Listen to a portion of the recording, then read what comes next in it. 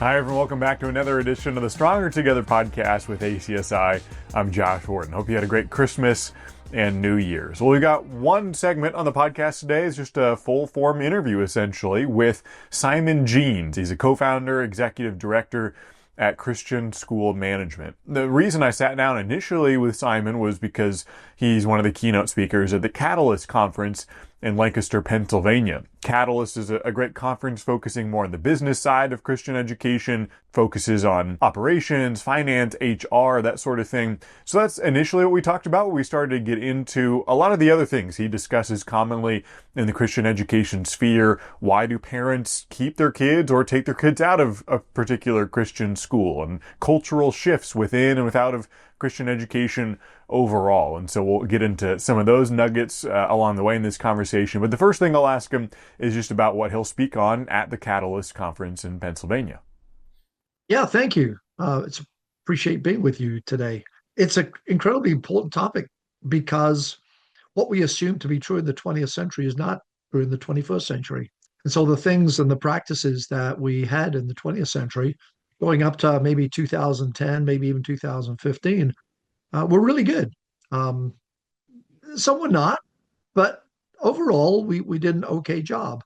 But if I'm going to hire somebody who's steeped in 1980 to 2000 pedagogy and technique and approaches and understanding of who the child is and who the parent is, I might as well close my school right now because they're just not relevant anymore. And so the fundamental reason for talking about teachers and academic leaders and faculty culture is that the child has changed, the culture has changed. That's not a moral statement, it's just a statement of observation. The issues that we're dealing with have changed, and we have to adapt to a new environment. You had mentioned right before we started recording one of the topics of why parents might leave, why parents might stay. What are some things you've noticed that a school leader might not see in their own little bubble of their specific school, or anything that might be helpful for Christian school leaders to hear and ruminate on a little bit in that specific area? Yeah, so the parents that administrators most talk to are the segment of parents that we call true believers. So the parents in a school go into three groups. There are the true believers, 15 to 20% of your parents, and they'll stick with you through thick and thin, even through disappointment, to the point where they'll actually help you carry the furniture out of the school when the school closes. I mean, they are genuine true believers. They are Christian. They are committed to the mission. They want a Christian education for their children, and nothing is too much for them. That is not the majority of parents in our schools, even though the majority in some of our schools, all of our parents are Christian and or claim to be Christian. So what about the other 80%? Well, they have absolutely no loyalty to you whatsoever. And it's been very amusing actually lately that uh, we interview parents, Josh, face to face, pretty much every other week in some part of the country. And so we're pretty aware of where parents are at. And one of the phrases that has come up over and over and over again when we say, how things are going, we ask it the question in different ways. But when we ask things are going, they get into these really things are going fantastically. And then at the end of the sentence, they put this little two-word phrase fragment. So far. So far. What you did for me yesterday doesn't count. It's all about today. What are you doing for me today? Tomorrow sort of doesn't count too much either. We sort of trust you more or less to deliver something, but it's today. What did you do for me today? And if what you did for me today doesn't come up to my very, very, very, very, very high standards that I don't want to pay very much for, then I might be out of here. And so our 20% true believers, that's who we usually talk to. They're our biggest volunteers. They're the people on our boards. They give us a false sense of security because they don't represent most parents. Uh, Another 60 to 70% are parents who come because they want something for their child. They're fundamentally selfish about their child. And I don't say that negatively. parents are supposed to be selfish about their children. Who else is going to wake up at 3 o'clock in the morning and look after a screaming child? Um, but their loyalty to the school is has to be developed over years of success. And then there's 15 to 20% at the other end. They could be out of there any day. Tick me off today, I'm gone. Yeah, we do live in a "what have you done for me lately" sort of Yeah. culture for sure. Let's see. Yeah, there is no loyalty anymore. There's no loyalty to church. There's no loyalty to school. Yeah. It seems like that may be in the culture of shopping around and church hopping. I wonder if that does have a similar effect on school hopping, whether it's between Christian schools or public to Christian schools, if you've seen that. Well, I think it's part of the sociological trend that we've seen over the last 40 years away from community and towards individualism. So if you think about the 20th century, it's very interesting. We're now currently in 2025, sort of back at 1900. In 1900, there was a very high culture of individualism. Out for me, the self-made man, that kind of nonsense. Robber barons. The rich got richer and the poor got poorer in vast inequities of wealth. And the Christian church reacted against that and said, no, no, no, no, no. In the Bible, we are individuals, but we're always individuals within the community. In the Hebrew scriptures, within the context of the Israelite nation, and in the New Testament, within the context of the body of Christ. So we're always, as in Christian thought, individuals within community. We're never individuals alone, and we're never community alone. We're always individuals within community. But it's the individual within. It's not the individual outside. And as we went into the 1910s, 20s, 30s, all those great social organizations sprang up out of the Christian evangelical movement, evangelical across denominations.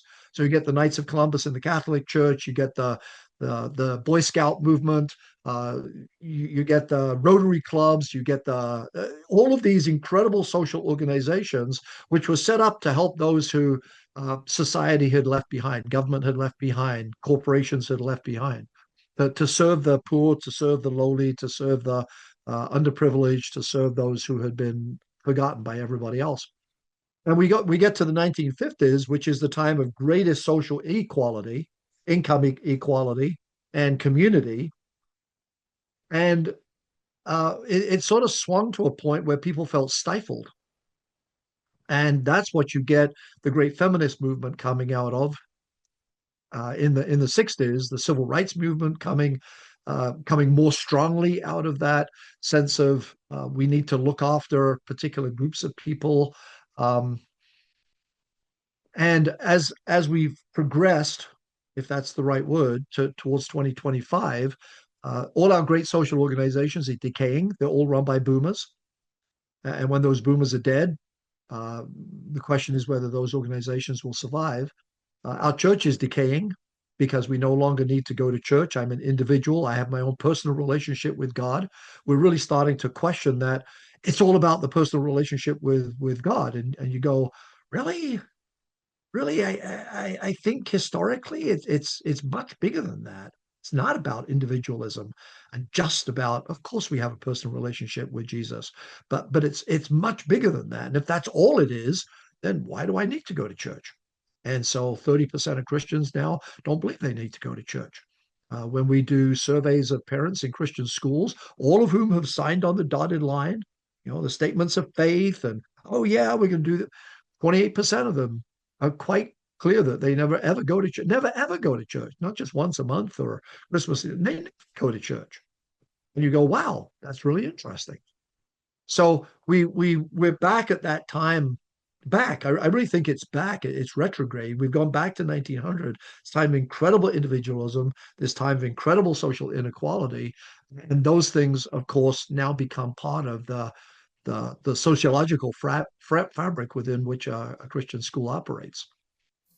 I do feel like I hear a lot of the, we live in a hyper individualized world today. People, we care a lot about where feelings are, and it's, self actualization. And that may all be true, but sometimes it seems that description acts as though this is the first time that that's ever been the case. And the verse in Ecclesiastes about nothing new being under the sun, I'm guessing that may be relevant here. Oh, sure. And at the same time, Josh, I don't want it to sound like everything's gloom and doom. There are many wonderful things that happen in 2025. It's just that we have to get on board and understand where our children are, where our parents are, and meet them where they are, not expect them to meet me as a boomer back in my 1980s, shimmer or whatever it happens to be. So it's not that everything's gloom and doom. It's just we have to be highly realistic. I or a particular Christian school isn't going to change the sociological construct in which we live. It's not going to happen.